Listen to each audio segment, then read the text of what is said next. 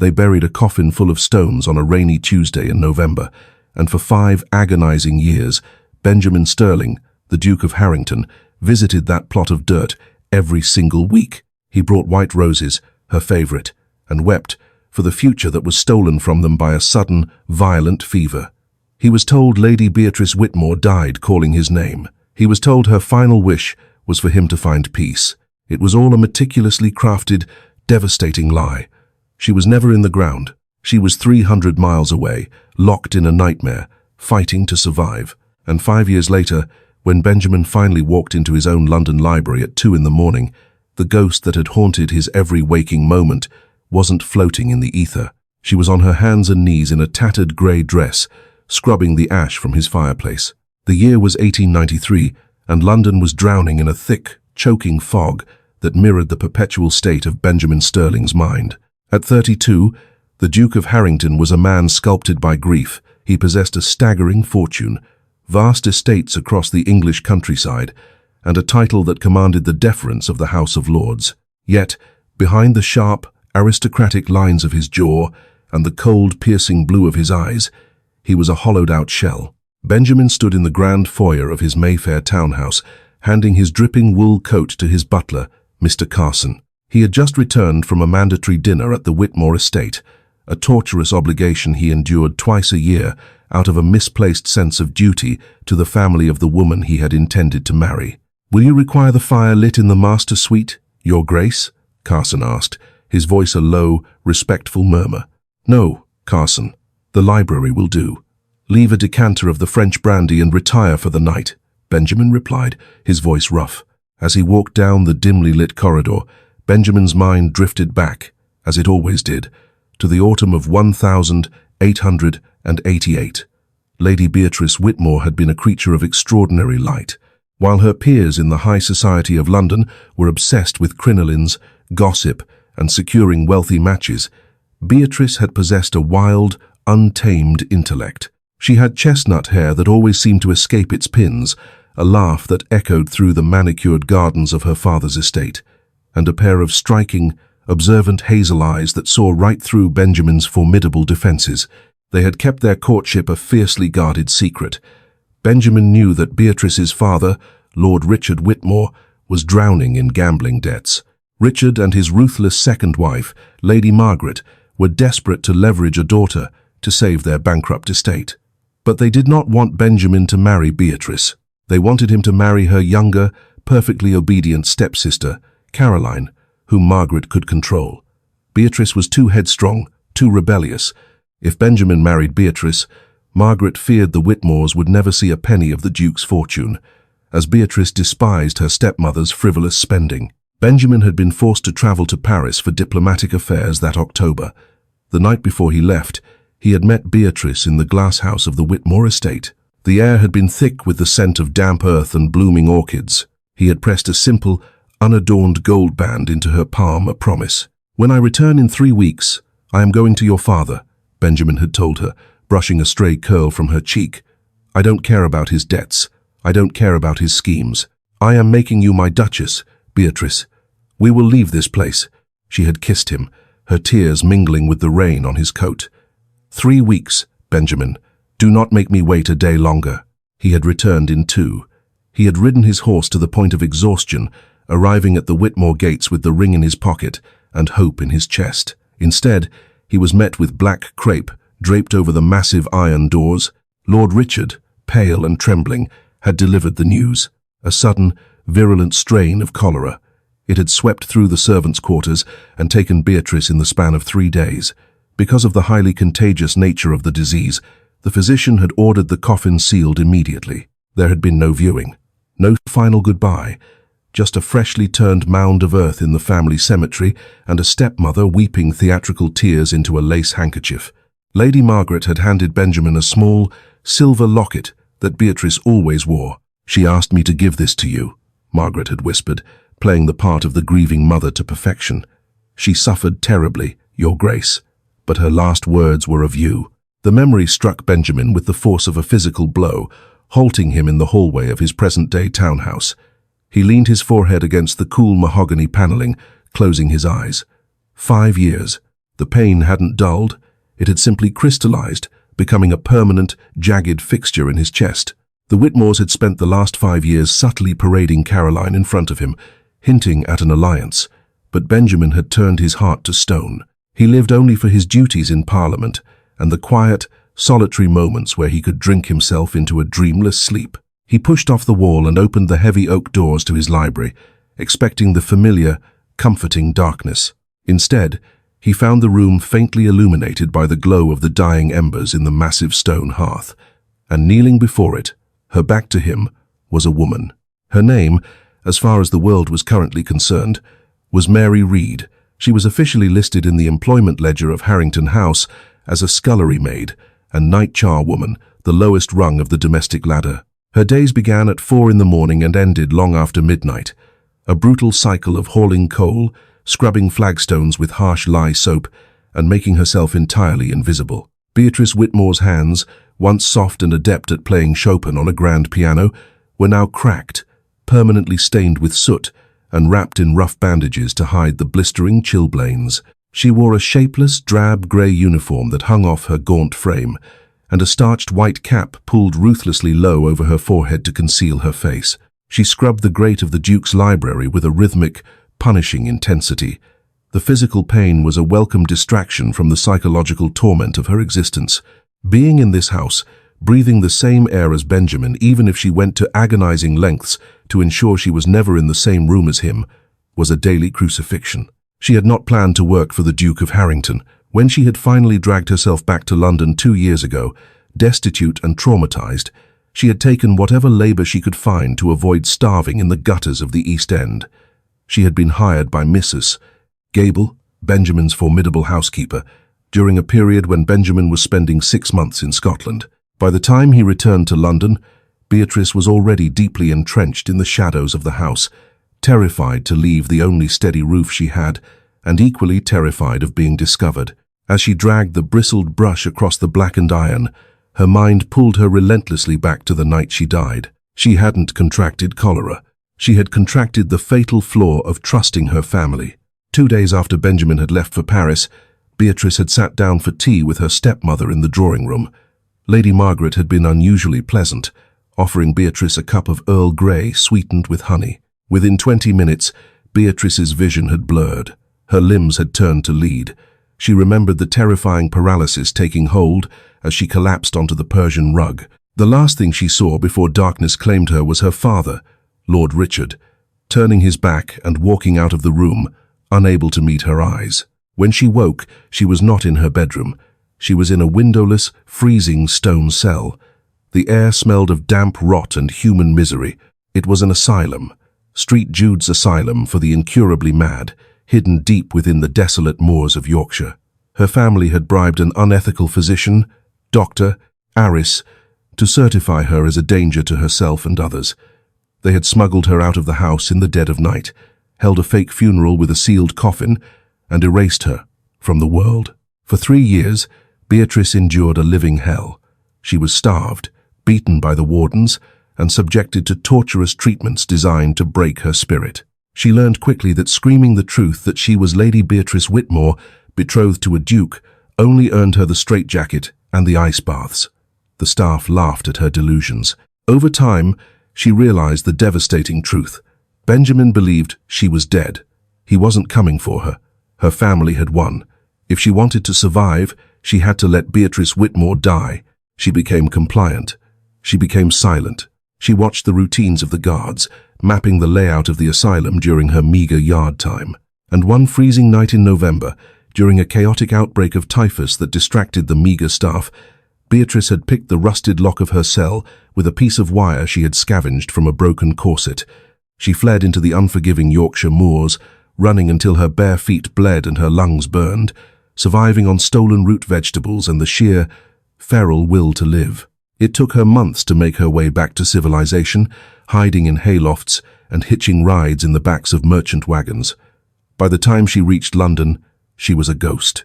She had stood across the street from the Witmore estate in the pouring rain, watching her stepmother and Caroline step into a lavish carriage, wearing expensive new silks. The Duke, she realized with sickening clarity, must have inadvertently funded their lifestyle through some misplaced sense of charity toward her grieving family. She could not go to Benjamin. She was a ruined, traumatized woman, devoid of her beauty, her standing, and her pride. More terrifyingly, she knew the reach of her father and Lady Margaret. If she revealed herself, if she exposed their monstrous crime, the scandal would rock the very foundations of the British aristocracy. Her family would not hesitate to destroy Benjamin's reputation or even his life to protect themselves. Margaret was ruthless enough to have Benjamin killed and frame it as an accident. So, Beatrice chose the ultimate sacrifice. She chose to let Benjamin remember the beautiful, vibrant girl in the glasshouse, rather than saddle him with the broken, terrified creature scrubbing his floors. She buried her identity deep within her chest, adopting the name Mary Read, and lived only to catch fleeting, stolen glimpses of the man she loved from the shadows of his own house. A sudden sound shattered her reverie. The heavy oak doors of the library clicked shut. Beatrice froze, the scrubbing brush halting mid-stroke against the iron grate. Her heart slammed violently against her ribs. The Duke was not supposed to be home. The staff had been informed he was attending a political gathering at the Witmore estate and would be retiring to his club afterward. "I apologize," a deep, resonant voice said, the sound vibrating through Beatrice's very bones. "I did not realize the staff was still working at this hour." It was him. The voice she heard in her dreams, the voice that had kept her sane in the dark cells of Yorkshire. Beatrice kept her head bowed aggressively low, her breath catching in her throat. She shifted to her knees, scrambling to gather her bucket and brushes. "Do not look at him," she screamed internally. "Do not let him see your face. Forgive me, Your Grace," she rasped, deliberately pitching her voice lower, disguising her refined accent with the rough, clipped tones of a working-class Cockney girl. "I was just finishing the grate. I'll be out of your way." Benjamin stood near the doorway, the crystal decanter of brandy in one hand and a glass in the other. He watched the maid scramble to collect her tools. There was something pitiable about the way she shrank into herself, terrified of his presence. He was used to the deference of his staff, but this woman moved like a wounded animal, expecting a blow. "There is no need to panic," Benjamin said gently, stepping further into the room. The scent of lye soap mixed with the faint, lingering smell of the rain she must have caught while fetching the coal. "Leave the bucket. You may finish in the morning." "No, 'tis my job, Your Grace. I'm near done," Beatrice stammered, keeping her back to him. She grabbed the heavy iron bucket, her soot-stained hands trembling so violently that the handle rattled against the sides. As she lifted it, her grip, weakened by years of malnutrition and the agonizing cold, failed her. The heavy bucket slipped from her fingers, crashing onto the marble hearth with a deafening clang.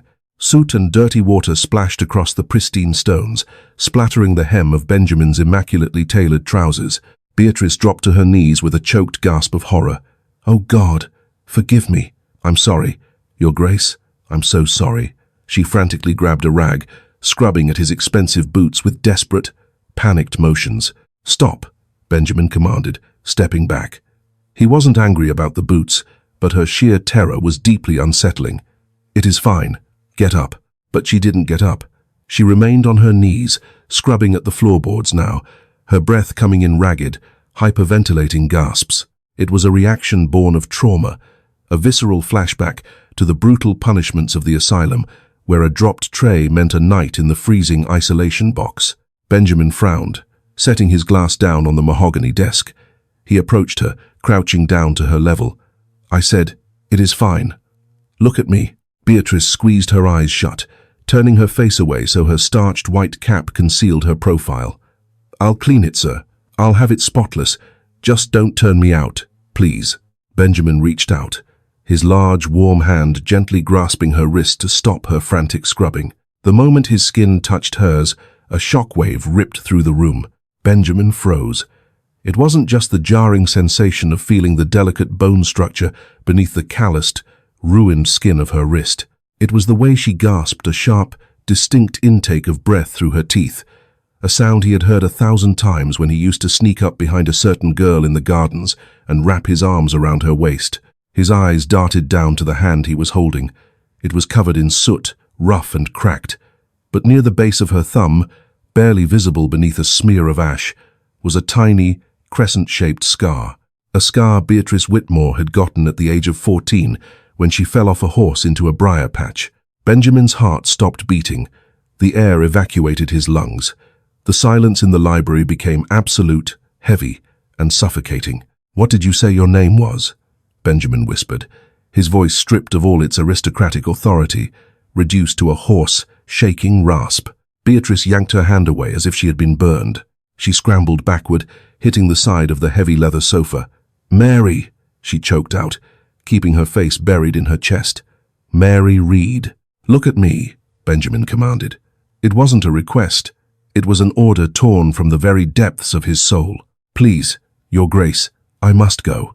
She tried to push herself up, to run for the servants' door hidden behind the bookshelves. Benjamin was faster. He lunged forward, his hands gripping her narrow shoulders, pinning her against the side of the sofa. The physical contact was electrifying, horrifying, impossible.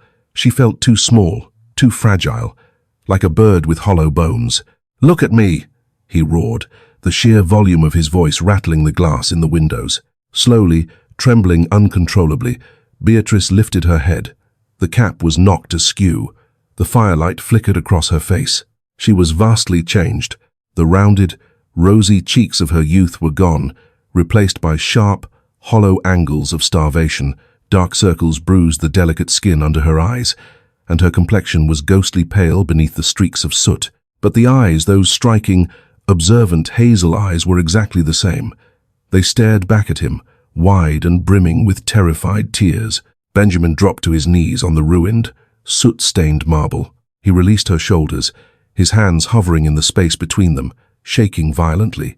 All the blood drained from his face. He looked like a man who had just been shot in the chest, staring at the bullet hole in disbelief. "No," he breathed, the word a fractured sob. "No, no, no. I buried you."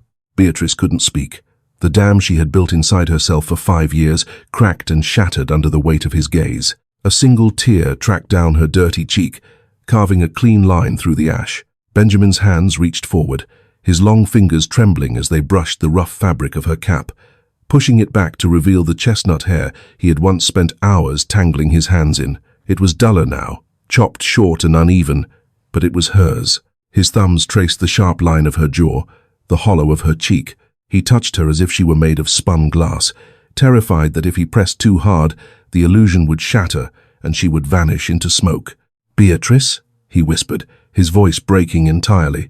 "Benjamin," she cried, her voice cracking as she finally used her true accent, the refined, desperate tone of the woman she used to be. He didn't hesitate.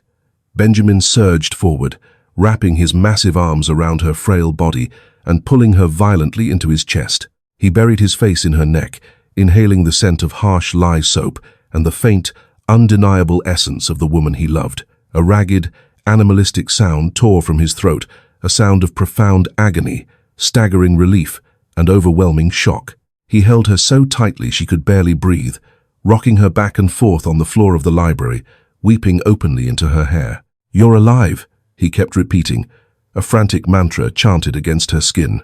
"You're alive. You're alive. You're alive." Beatrice clung to him, her soot-stained hands fisting in the immaculate wool of his coat, staining him with the dirt of her survival. She buried her face against his collarbone, sobbing until her whole body convulsed. 5 years of terror, cold, and isolation melted away in the crushing warmth of his embrace. But as the initial shock began to recede, a dark, terrifying realization dawned in Benjamin's mind. He pulled back just enough to look at her face again, his blue eyes, previously clouded with tears, now hardened with a lethal, terrifying clarity. He took in the cheap, ragged dress, the calloused hands, the hollow cheeks. He remembered the heavy, sealed coffin. He remembered Lord Richard's fake grief, and Lady Margaret handing him the silver locket. "They told me you died of the fever," Benjamin said, his voice dropping to a low, dangerous whisper that chilled the air in the room. "They gave me your locket.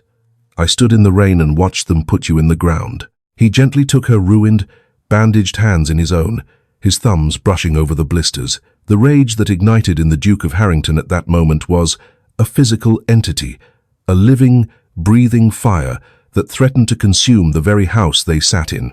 "Beatrice," Benjamin said, his eyes locking onto hers with a deadly, unwavering intensity. "Who did this to you? Where have you been?" Beatrice looked at the man she loved, seeing the dangerous shift in his demeanor. The Duke of Harrington was known for his diplomatic grace, but he was also a man of immense, unchecked power. The truth was going to start a war. She took a shuddering breath, her hazel eyes meeting his. "They didn't bury me, Benjamin," she whispered, the horrifying truth finally spilling from her lips. "They drugged me. They sold me to an asylum in Yorkshire so they wouldn't have to give up their control, so they could force you to marry Caroline." Benjamin stared at her. The silence returned, but this time it wasn't the silence of shock. It was the silence before an execution. He slowly stood up, pulling Beatrice to her feet with him. He didn't let go of her hand. He pulled her flush against his side, tucking her under his arm as if shielding her from the entire world. He looked down at the soot and dirty water staining his boots, and then he looked toward the library door, in the exact direction of the Witmore estate he had just left. "Carson!" Benjamin suddenly roared, a sound of pure, unadulterated vengeance echoing through the halls of the sleeping townhouse.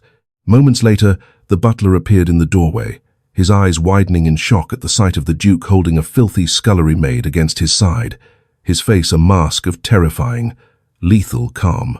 "Your Grace?" Carson stammered.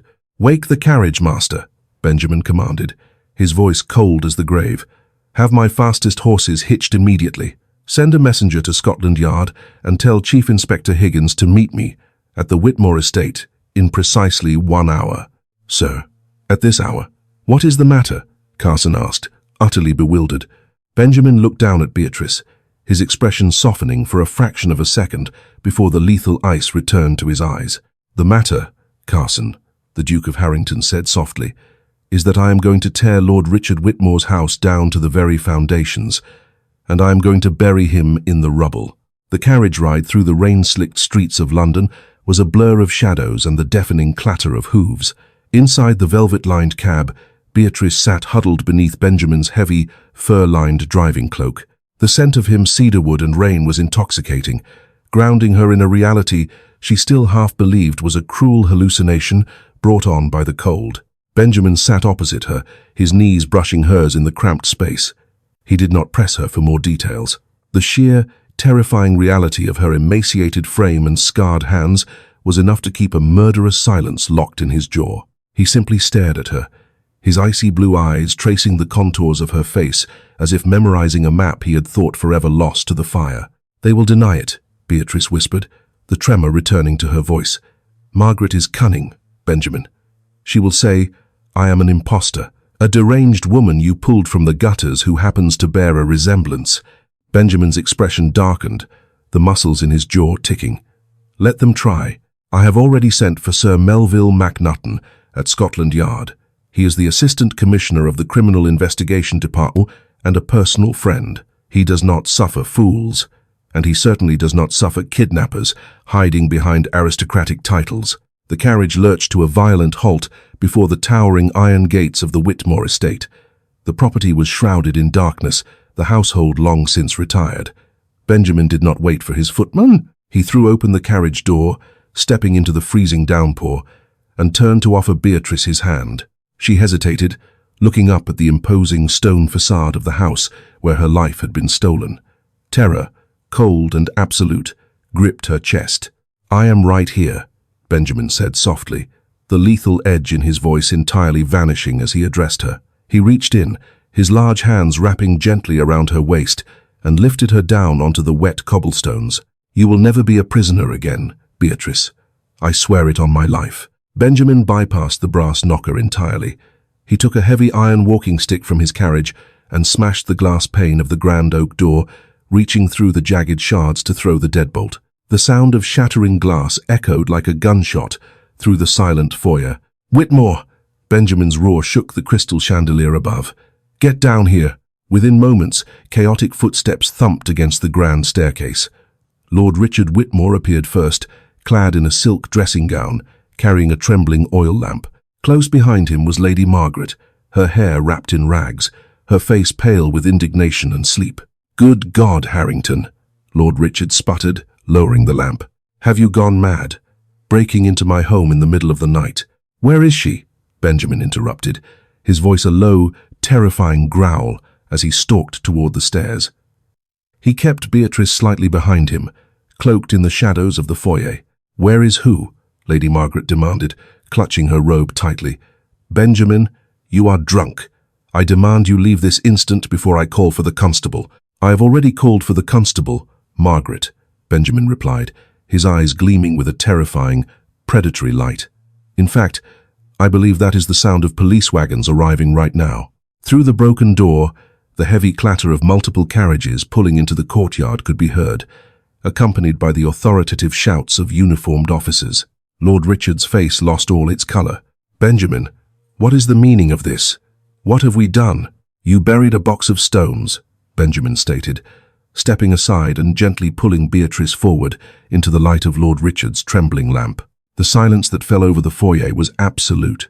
Lord Richard dropped the oil lamp. It shattered against the marble floor, plunging the lower half of the stairs into darkness, but the moonlight streaming through the broken door illuminated Beatrice's pale, gaunt face perfectly.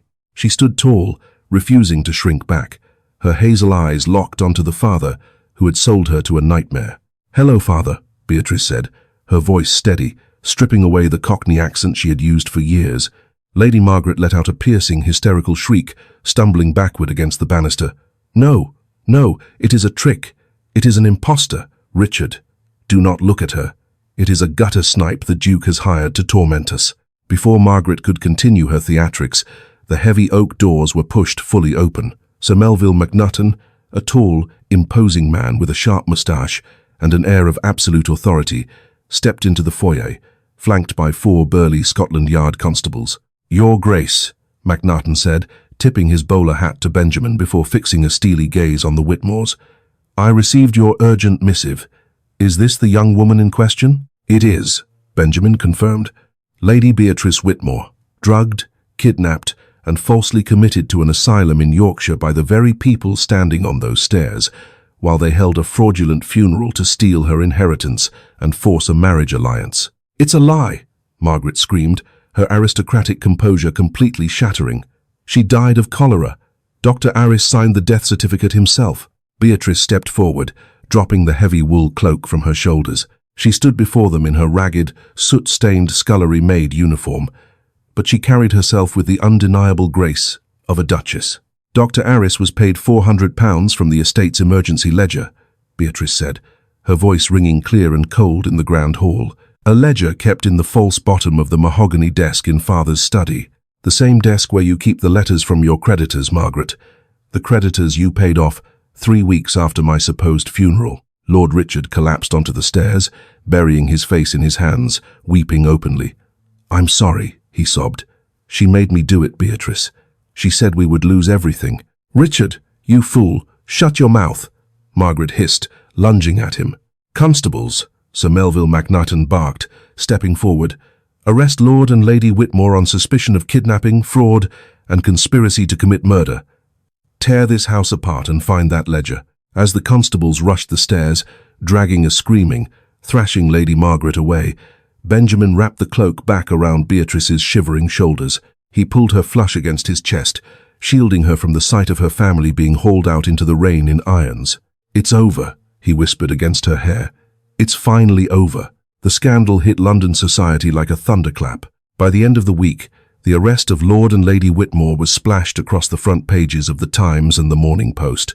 The aristocratic circles of Mayfair were thrown into absolute chaos, buzzing with the morbid, sensational details of the resurrected bride. Beatrice, however, remained entirely insulated from the storm. Benjamin had brought her back to Harrington House, not to the servants' quarters, but to the sprawling master suite. He had summoned his own staff, including a stunned Mrs. Gable, and introduced Beatrice as their future Duchess, commanding absolute discretion and immediate care. The physical recovery was agonizingly slow. Years of starvation and forced labor in St. Jude's Asylum had left Beatrice's body fragile and deeply traumatized. The morning after the confrontation, Benjamin brought in Sir Frederick Treves, one of London's most prominent surgeons, famed for his compassionate treatment of severe physical traumas. Dr. Treves spent 2 hours examining Beatrice. When he emerged from the bedroom to speak to Benjamin in the drawing room, The seasoned doctor looked visibly shaken. "The malnutrition is severe, Your Grace," Treves said, pouring himself a stiff drink from Benjamin's sideboard. "Her stomach cannot handle rich foods. She must be fed broths and gruel for weeks to rebuild her constitution. But it is the scarring that troubles me most. Lacerations on her wrists and ankles, burns from freezing water. My God, Harrington, what that girl survived in Yorkshire is nothing short of a miracle of human endurance." Benjamin stood by the window, his knuckles white as he gripped the velvet drapes. Every word Treves spoke was a knife twisting in his gut. "Can she heal, Frederick? Truly heal? Physically? Yes, with time and extreme care." Treves nodded. "Mentally? That, Your Grace, will require a patience and a gentleness you must be prepared to offer for the rest of your life. The ghosts of an asylum do not vanish simply because the doors are opened." Treves's words proved profoundly true over the next month. Beatrice struggled with the opulence of Harrington House. The soft silk sheets made her feel claustrophobic. The sudden abundance of food caused her to panic, hoarding bread crusts in the pockets of her dressing gown out of a primal, lingering fear of starvation. At night, the terrors came. She would wake up screaming, thrashing against invisible restraints, convinced she was back in the freezing stone cell of Street Jude's. Every single time, Benjamin was there. He moved his belongings into the adjoining dressing room, refusing to leave her side. When she woke screaming, he did not hold her down. He would sit on the edge of the bed, keeping his hands visible, speaking in a low, steady voice, until the glassy terror left her eyes, and she recognized him. "You are safe," he would murmur, night after night, as she wept into his chest. "You are in London. You are with me." One quiet afternoon in late December, the winter sun broke through the clouds, casting golden rays across the library floor. Beatrice sat in a plush armchair near the fireplace, the very fireplace she had been scrubbing just weeks prior. She wore a simple, elegant gown of dark blue velvet, her chestnut hair washed and brushed until it gleamed, though it was still shockingly short. Benjamin sat at his desk, reviewing the legal briefs from Sir Melville MacNutton. The Crown was preparing to prosecute the Witmores to the fullest extent of the law. Beatrice stared at her hands, the rough calluses and scars still heavily visible beneath the fading bruises. She traced the tiny, crescent-shaped scar on her thumb, the one that had given her away. "Benjamin," she said quietly, breaking the silence. He immediately set his pen down, giving her his full attention. "Yes, my love? Why do you not look away?" she asked, her voice trembling slightly. She gestured to her scarred wrists, her hollowed cheeks. "I am not the girl you left in the glass house. I am ruined. I am broken. I catch the maids looking at me with pity. Why do you look at me as though I am a prize?" Benjamin stood up, walking slowly across the Persian rug until he knelt beside her chair, much like he had the night he found her. He took her scarred, trembling hands gently in his own, pressing a lingering kiss to her knuckles. "Because you survived," he said, his voice fierce with a profound, unshakable reverence. "The girl in the glass house was beautiful, yes, but the woman sitting before me is a warrior. You fought through a living hell, Beatrice. You clawed your way back to the world of the living. Every scar on your hands is proof of your strength." He reached up, brushing a short strand of hair behind her ear, his eyes shining with unshed tears. "You are not ruined," Benjamin whispered, leaning in to press his forehead against hers. "You are the most magnificent creature I have ever known, and I am going to spend every day of my life proving that to you." For the first time since she had been stolen from the world 5 years ago, Beatrice closed her eyes, leaned into his touch, and genuinely believed that the nightmare was finally over. The winter of 1894 brought a bitter chill to London, but the atmosphere inside the Central Criminal Court of the Old Bailey was suffocatingly hot. The trial of Lord and Lady Witmore had become a public spectacle of unprecedented proportions. The galleries were packed shoulder to shoulder with aristocrats, journalists, and morbidly curious onlookers, all desperate to witness the fall of one of Mayfair's oldest families. Beatrice sat in the front row of the gallery, flanked by Benjamin on her right and a heavily armed Scotland Yard detective on her left. She wore a tailored black mourning gown, a symbolic choice, mourning the parents she once thought she had, and a thick veil that obscured her features from the ravenous sketch artists. Benjamin's hand rested firmly over hers, his thumb tracing soothing circles against her black silk glove. The Crown had appointed Sir Edward Clarke, a fiercely intelligent and theatrically brilliant barrister, to lead the prosecution. Clarke was a man who commanded the courtroom with a terrifying, razor-sharp precision, and he had a personal disdain for the corruption of the upper classes. In the dock stood Lord Richard, looking 20 years older, his spine curved in defeat. Beside him, Lady Margaret stood rigid, her jaw clenched, exuding a venomous arrogance even in her disgraced state. Her defense barrister had spent the first 2 days of the trial attempting a desperate, audacious strategy, gaslighting the court. They argued that the woman sitting beside the Duke of Harrington was a highly trained impostor, a traumatized scullery maid named Mary Read, whom the grief-stricken Duke had groomed to replace his dead fiancée. The human mind, in the throes of profound grief, is capable of manufacturing comforting delusions. Margaret's barrister had proclaimed to the jury. The Duke found a girl in his ashes who bore a passing resemblance to his lost love, and his shattered psyche did the rest. It was a cruel, brilliant defense, designed to exploit Beatrice's undeniable physical transformation and Benjamin's well-known years of mourning. But Sir Edward Clarke was ready for them. On the 4th day of the trial, Clarke called his star witness to the stand. A murmur rippled through the courtroom as a pale, sweating man in a rumpled suit took the oath. It was Dr. Silas Arris, the physician who had signed Beatrice's death certificate and subsequently managed St. Jude's asylum. "Dr. Arris," Sir Edward Clarke began, his voice projecting easily to the highest wooden rafters. "You are brought here today under an agreement of immunity from the Crown regarding your lesser administrative crimes, provided you tell the absolute truth regarding the events of October 1888. Is that correct?" "Yes, sir." Dr. Arris stammered, his eyes darting nervously toward Lady Margaret. "Tell the court Dr. Arris, whose body was placed in the sealed coffin buried in the Witmore family plot on the 12th of November, 1888. Arris swallowed hard, his hands trembling on the wooden railing of the witness box. "No one, sir." The coffin was filled with masonry stones and paving bricks wrapped in linen. A collective gasp echoed through the Old Bailey. The judge banged his gavel to restore order. And where was Lady Beatrice Witmore while her family wept over this box of stones? Clarke pressed, stepping closer to the witness box like a predator scenting blood. "She was in my custody," Arris confessed, his voice dropping to a shameful whisper. "In a secure isolation cell at St. Jude's. Lady Margaret had paid me an initial sum of £400, with a recurring stipend of £50 a month, to ensure the girl never saw the light of day. She told me the girl was prone to violent hysterics and needed to be permanently institutionalized to protect the family's reputation." "Liar!" Lady Margaret shrieked from the dock, her composure finally snapping. "He is a charlatan. He is being paid by the Duke to ruin us." "Silence in the court," the judge roared. Clarke did not even flinch. He walked slowly back to his table and picked up a heavy, leather-bound ledger. "I submit to the Court Exhibit C, the private financial ledger recovered from the false bottom of Lord Witmore's desk by Inspector MacNutton. It details every illicit payment made to Dr. Arris over 3 years. But even with this," Clarke turned to face the jury, his expression grave, "the defense claims the young woman before you is an impostor. I call my final witness, Miss Caroline Witmore." If the courtroom had been shocked before, it was now completely paralyzed.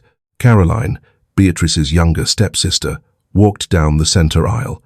She was trembling like a leaf in the wind, refusing to look at her mother in the dock. She took the stand, swearing on the Bible with a shaking hand. "Miss Witmore," Clarke said gently, "can you identify the woman sitting in the front row next to the Duke of Harrington?" Caroline looked toward Beatrice. Slowly, Beatrice lifted her heavy black veil. Her face, still pale but regaining its former beauty, was fully exposed to the court. Her hazel eyes met her stepsister's. "That is my sister," Caroline whispered, tears spilling over her cheeks. "That is Beatrice. Did you know of the plot to imprison her?" Clarke asked. "No," Caroline sobbed. "My mother told me Beatrice had shamed us. She said Beatrice ran away with a stable hand and that if society found out, we would be ruined. She said faking the cholera death was the only way to save our social standing. I believed her, until 2 years ago, when I found the receipts from St. Jude's in Mother's dressing room. When I confronted her, she told me if I ever spoke a word of it, She would send me to the asylum, too. The courtroom erupted.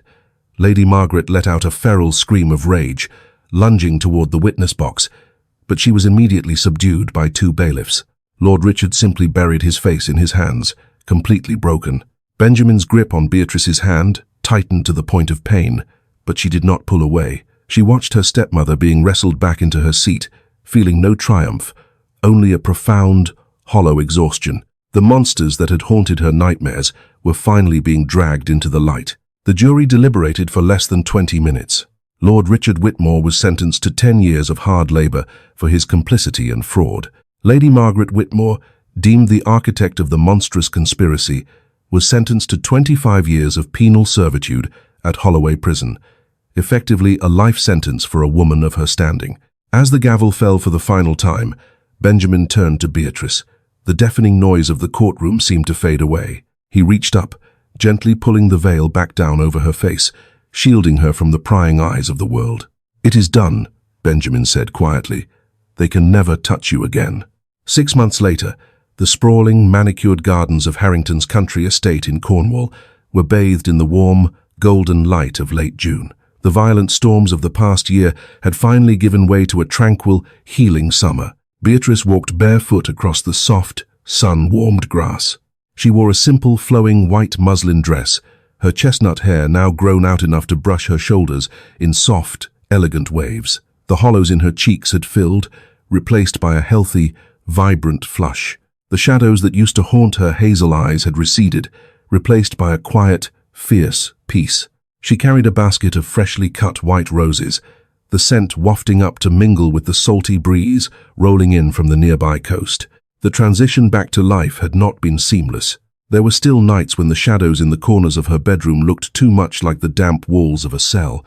There were still days when the clatter of a dropped tray sent her heart racing, but she was no longer a ghost, haunting the ashes. She was Beatrice Sterling, the Duchess of Harrington. Benjamin stepped out onto the stone terrace, rolling up the sleeves of his white linen shirt. He watched his wife in the garden, a smile touching his lips that reached all the way to his icy blue eyes, softening them entirely. He abandoned his paperwork, walking down the stone steps to join her on the lawn. Hearing his footsteps, Beatrice turned. She smiled, dropping the basket of roses and running the last few steps to meet him. Benjamin caught her around the waist, lifting her effortlessly into the air and spinning her once before setting her back down, his forehead resting against hers. "You are supposed to be reviewing the tenant leases for the Scottish borders," Beatrice teased, her hands resting flat against his chest, feeling the steady, reassuring beat of his heart. "The leases can wait," Benjamin murmured, stealing a soft kiss. "My wife, however, cannot." They had married privately in a tiny, ancient stone chapel on the Cornish coast, far away from the oppressive, gossiping crowds of London society. There had been no grand spectacle, no hundreds of guests, just Beatrice, Benjamin, Mrs. Gable, acting as a witness, and the local vicar. Benjamin reached into his pocket and pulled out a small velvet pouch. Beatrice looked at it, her brow furrowing in confusion. "Benjamin, you have already bought me enough jewelry to ransom a small nation. I told you, I do not need." "It is not a new diamond," Benjamin interrupted gently. He opened the pouch and tipped the contents into his palm. It was the simple, unadorned gold band, the promise ring he had given her in the glass house 5 years ago, the night before he left for Paris. Beatrice gasped, her hand flying to her mouth. "How? Where did you find this?" "I lost it in the asylum. One of the wardens took it from me the first week. Sir Melville Macnaghten recovered it from Lady Margaret's private safe during the seizure of the estate," Benjamin explained, his voice thick with emotion. "She kept it as a trophy." He took Beatrice's left hand. Beneath the spectacular sapphire engagement ring and her wedding band, the faint, silver scars of her captivity were still visible. Benjamin didn't ignore them. He never did. He gently kissed the scars on her wrist, a sacred ritual between them, before sliding the simple gold band onto her finger, resting it against the others. "I promised you in that glass house that I would make you my duchess," Benjamin whispered, looking deep into her eyes. "They stole 5 years from us, Beatrice, but they will not steal a single second more."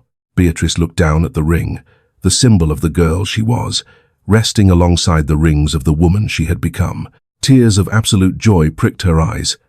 She wrapped her arms tightly around Benjamin's neck, pulling him down into a deep, desperate kiss, anchored by the unshakable certainty of his love. She was not the girl in the glass house anymore. She was the woman who had walked through the fire and emerged forged in steel, ready to claim the beautiful, unwritten future that was finally hers. The story of the Duke and his resurrected bride became a legend, whispered through the halls of British high society for generations. A chilling reminder of the depravity lurking behind aristocratic doors, Lady Beatrice Witmore's descent into the abyss and her miraculous return stands as a profound testament to the indomitable nature of the human spirit. It is not merely a tale of a stolen inheritance or a thwarted romance, but a harrowing exploration of survival against unimaginable betrayal. Love, in its most authentic form, is not found in pristine ballrooms, but in the willingness to recognize the soul of a partner, even when it is buried beneath the ashes of trauma. Benjamin and Beatrice Sterling built a legacy defined not by the aristocratic titles they held, but by the fierce, unwavering devotion that guided them through the dark, proving that true reclamation lies in surviving the fire together.